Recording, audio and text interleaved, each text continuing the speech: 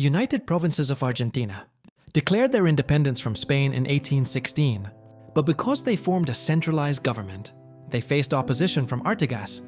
Artigas, who had rebelled against the Spanish in modern-day Uruguay, captured Montevideo and formed the Liga Federal, looking to unite the nation as a federal republic instead, however.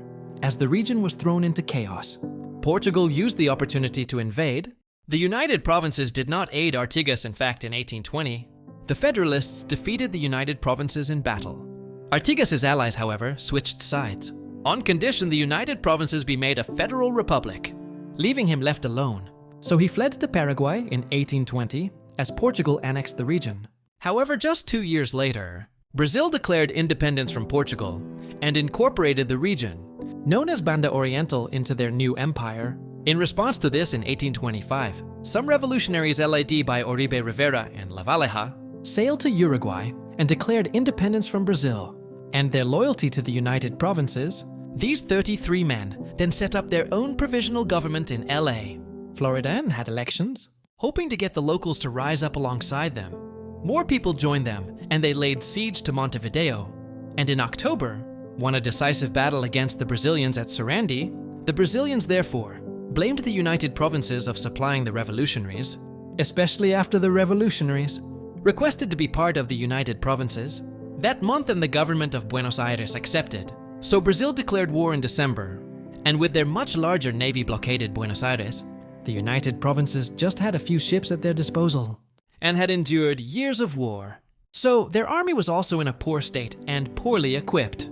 Yet Brazil was struggling with local rebellions, thanks in part to Emperor Pedro's centralization efforts. So the United Provinces were able to cross into the region first and set up a headquarters in Duranzo. The Brazilians, on the other hand, still held on to Colonia and Montevideo, but even by late 1826 they had not crossed into the region. So in February 1827, the Argentinians crossed into Brazil and defeated them at Ituzaingó. And in the same month, under William Brown, the Argentinian Navy won a decisive battle, ending the threat of a Brazilian invasion up the Uruguay River. But Buenos Aires still remained blockaded, and their armies in Brazil could not advance any further due to poor supply lines and infrastructure. And in Brazil, they lacked the manpower for an all-out counterattack. And public opinion started to turn against this costly war. So with both sides looking to bring an end to the 3-year-long war, they accepted Britain would mediate the peace talks in 1828. Britain did have a vested interest in ending this conflict as well, as they were keen on lifting the blockade and continue trading. However, both sides were unwilling to see the other claim the region. So Lord John Ponsonby managed to get them to agree to create a new, independent buffer state known as Uruguay. However, the Uruguayan revolutionaries, who declared independence from Brazil in 1825, would fight over the presidency of the new nation, and this would result in decades of civil war, and both Argentina and Brazil would get involved.